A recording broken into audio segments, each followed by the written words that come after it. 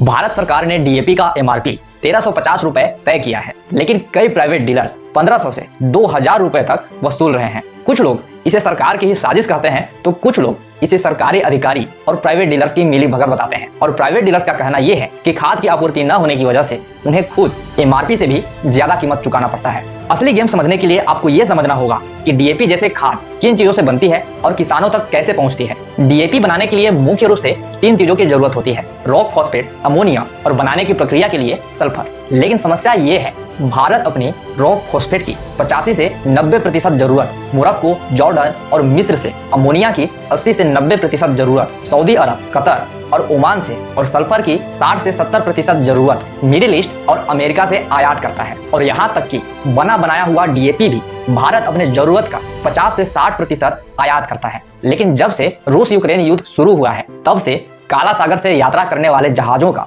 बीमा प्रीमियम और सुरक्षा लागत बहुत ज्यादा बढ़ गया है। और ठीक यही हाल इजराइल ईरान युद्ध की वजह से लाल सागर से यात्रा करने वाले जहाजों का भी है। इससे इंटरनेशनल मार्केट में फास्फोरस जैसे खाद की आपूर्ति बहुत ही कम हो चुकी है। इन जहाजों से आयात होने वाले खाद के कच्चे माल का कीमत इतना ज्यादा बढ़ गया है कि इससे डीएपी जैसे खाद की असली कीमत 3000 रुपए से भी अधिक हो चुकी है। लेकिन इसके बावजूद भी सरकार प्रति बोरी खाद में 1700 से 2400 रुपए तक का सब्सिडी देकर किसानों को आधे से भी कम कीमत पर खाद दिलवाने का कोशिश कर रही है। जैसे कि डीएपी की असली कीमत है 3582 रुपए, लेकिन इसकी एमआरपी है 1350 रुपए। लेकिन इन कीमत पर खाद बेचने से प्राइवेट डीलर्स को केवल 40 से 60 रुपए तक का ही मार्जिन हो पाता है, जिसकी वजह से बहुत ही कम व्यापारी खाद व्यापार में घुसने का हिम्मत करते हैं। और जो घुस पाते हैं वे बाजार में कम आपूर्ति के दबाव के कारण एमआरपी से ज्यादा कीमत पर माल बेचना शुरू कर देते हैं।